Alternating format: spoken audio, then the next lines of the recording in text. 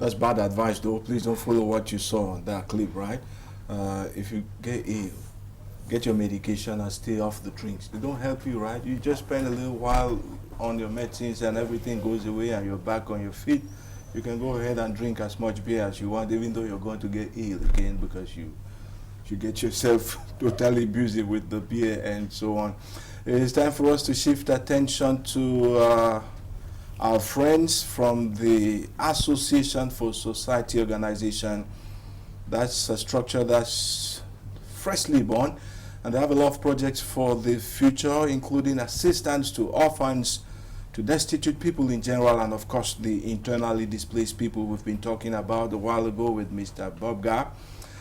It's an association that's been hatched by students from the University of Boya in the southwest region of Cameroon, and I guess the concept falls within the context of the prevailing situation in that part of the country. The president, of course, is Mr. Fien, veteran. Welcome, sir.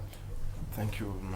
Good morning, Mr. Divine. We're happy to be in your midst this morning. Say thank you once more to the management board for having us. It's such a pleasure to have you here in person. The last time we received one of your right-hand man, your collaborator, Carl Fotso. You're accompanied today by Nyobia Karin.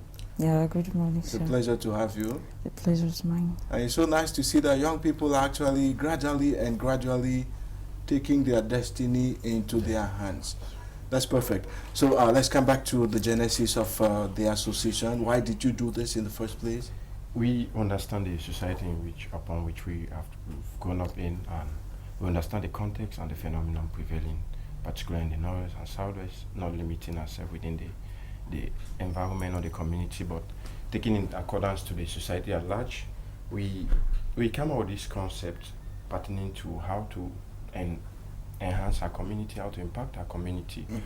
And with regards to the humanitarian, which is upcoming, because we have probably two concepts that we are looking at. We are looking at how to promote bilingualism. Yeah, I was just going to mention that is a multi-pronged thing. Apart from the humanitarian facet, you also have the bilingualism promotion part of it. Moreover, we are looking at how to fight against the consumption of drugs among young people. Which I grew up in a very rural community, very remote, and haven't faced with a lot of circumstances, haven't gone to, in fact, attain the level which I am today. I believe that it's time for me to be able to tell the people within the rural community that there is more we have to do in order to impact and make Cameroon a better nation that we always want it to be. I'm tempted to ask you if, with the existence of a structure like that headed by former Prime Minister Peter Mafani Musonge, it's actually called the National Commission on Bilingualism and Multiculturalism. Karin, are you not heading for a collision course with a structure like that when you also come to promote bilingualism? Yeah, indeed, we really have an idea of going to meet them. Okay, because amicably. Yeah. You're not conflictual. All right. Yeah. Go ahead and explain. So it's just bilingualism in Cameroon. we are going to organize seminars. Okay. Where we can talk to the youth and give them the advantages of being bilingual. Beside from that, we also have to give some talk on the, how can I put it? Talk on the examination malpractice, because it's also one of our aims. Okay. Yes. So using one stone to just shoot as many birds as possible. As possible. I'm going to ask you one tricky question. Is Cameroon bilingual, or are Cameroonians bilingual? Cameroon is bilingual, but Cameroonians are not. Very few. Okay. Yeah. So that's paperwork, right? Let's come back to you, Bertrand. Thank you. Let's talk about the humanitarian aspects. I'm looking at, the lofty ideas that you have. You want to bring solace to the faces and lives of people who are in very desperate situations. Where do you get money from to do all that? I look at you and you're so young, you're still students. How do you generate money? I would say we have a very great team, because the team we've been putting one or two resources, particularly to our launching. We personally contributed, and we believe on the humanitarian aid and humanitarian work which we intend to undertake.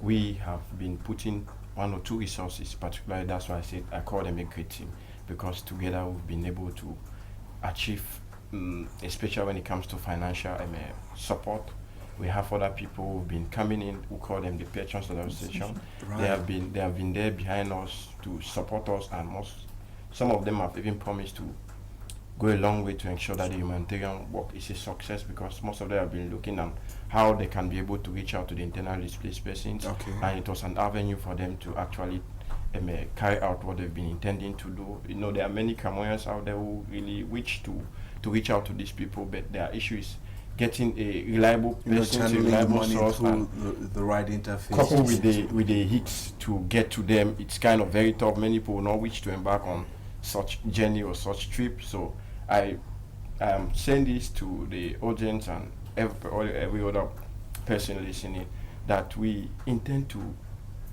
reach out to the people in the northeast and southwest. Okay. The crisis has really taken a lot of, most of them, you see them in the bushes, they don't really have something to eat, basic commodities to even, eat. You cannot tell an angry or a hungry man that, please, Okay. go to this place, except you give him something to eat. Okay. We You know what are- we're going to do? We're not stopping here, right? We're coming back because this is getting a bit Interesting. very serious. There's a number on your screen. You saw it a while ago. If you have any donations to make to this group of young people who are only struggling to help out there, you go ahead and call them on that number on your screen, right? We live in a period of time in Cameroon where lots and lots of people are struggling to take advantage of the Anglophone crisis to make fast money. But I can bet you we brought these young people on our platform because we think their cause is only genuine. We'll take a musical break if you don't mind, Karine. You love to dance? Yeah, I do. Right, because when he's speaking, I see like you want to cry. For those suffering people in the northwest and southwest, let's wake you up a bit with music. You're not gone yet. You're still sitting here, and you're going to continue explaining and sharing your thoughts with our viewers. Here is Jean-Pierre Sommet, because we were talking fake pastors a while ago. He sings for us at this point in time, Faux Prophet.